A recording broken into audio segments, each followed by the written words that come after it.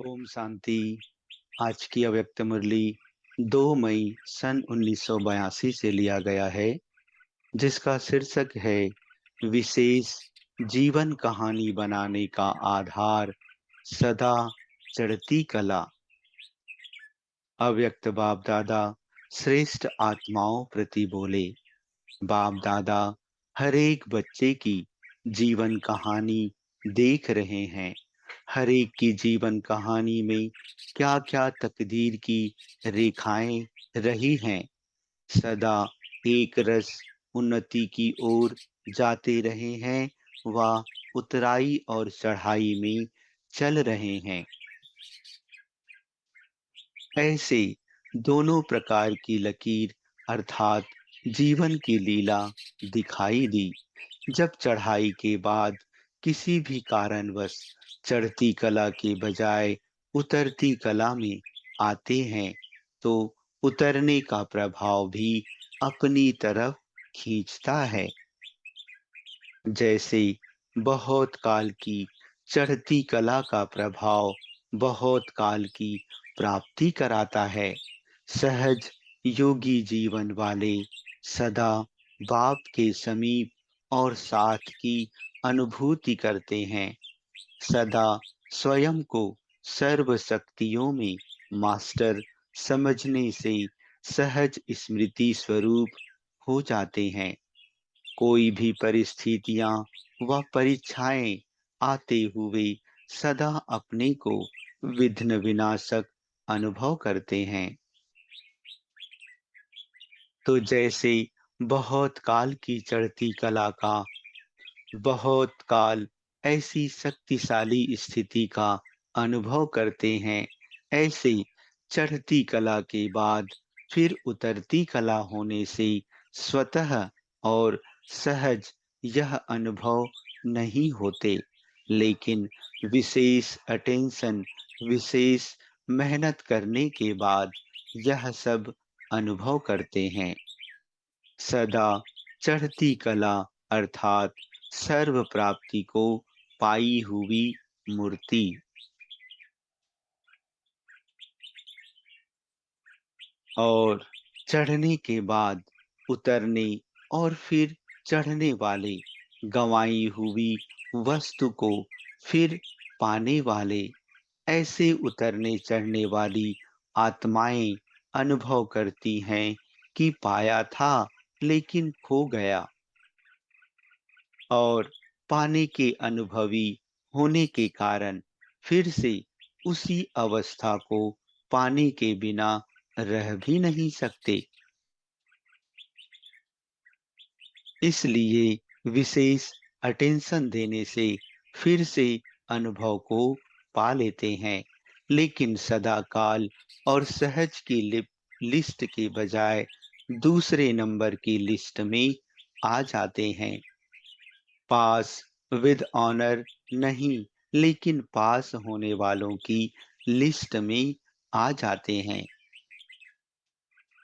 तीसरे नंबर की तो बात स्वयं ही सोच सकते हो कि उसकी जीवन कहानी क्या होगी। तीसरा नंबर तो बनना ही नहीं है।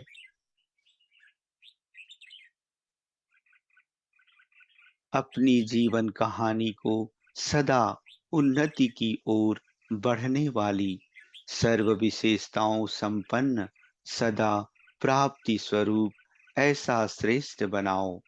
अभी अभी ऊपर, अभी अभी नीचे, व कुछ समय ऊपर, कुछ समय नीचे, ऐसे उतरने चढ़ने के खेल में सदा का अधिकार छोड़ नहीं देना। आज बाप दादा सभी की जीवन कहानी देख रहे थे, तो सदा चढ़ती कला वाले कितने होंगे और कौन होंगे? अपने को तो जान सकते हो ना कि मैं किस लिस्ट में हूँ।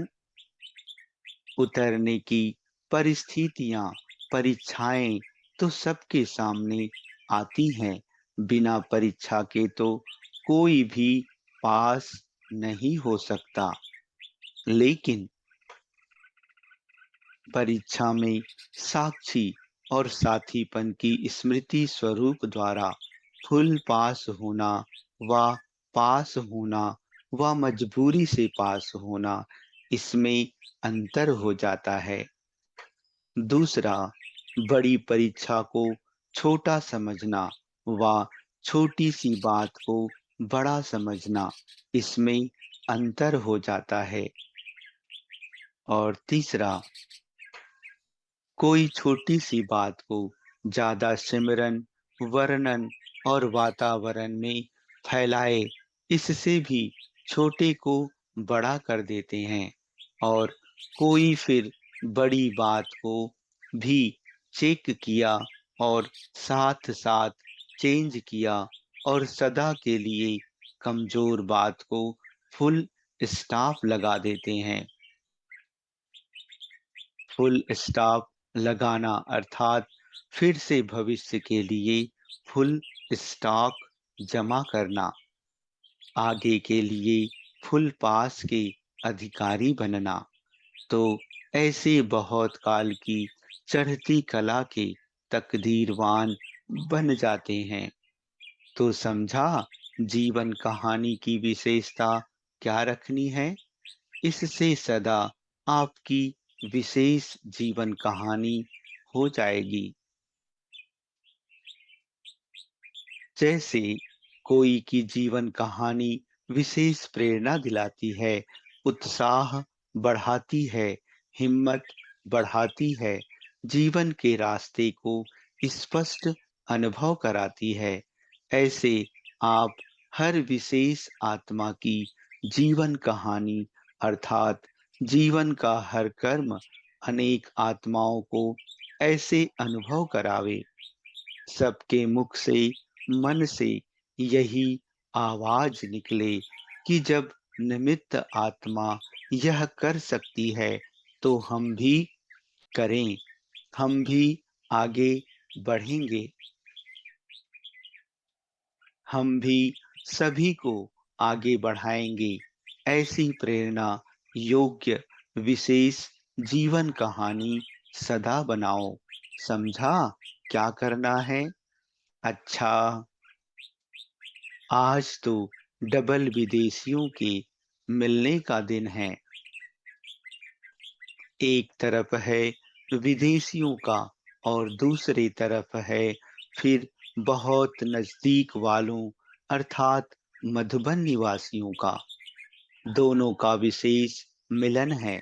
बाकी तो सब गैलरी में देखने के लिए आए हैं। इसलिए बाप दादा ने आए हुए सब बच्चों का रिगार्ड रख मुरली भी चलाई। अच्छा, सदा मिलन सीजन के सार को जीवन में लाने वाले विशेष इशारों को अपने जीवन का सदा काल का वरदान समझ वरदानी मूर्त बनने वाले, सुनना अर्थात बनना, मिलना अर्थात समान बनना, इसी स्लोगन को सदा स्मृति स्वरूप में लाने वाले, स्नेह का रिटर्न सदा निर्विघ्न बनाने का सहयोग देने वाले, सदा अनुभवी मूर्त बन सर्व में अनुभवों की विशेषता भरने वाले, ऐसे सदा बाप समान संपन्न श्रेष्ठ आत्माओं को बाप दादा का याद प्यार और नमस्ते। अच्छा, ओम शांति।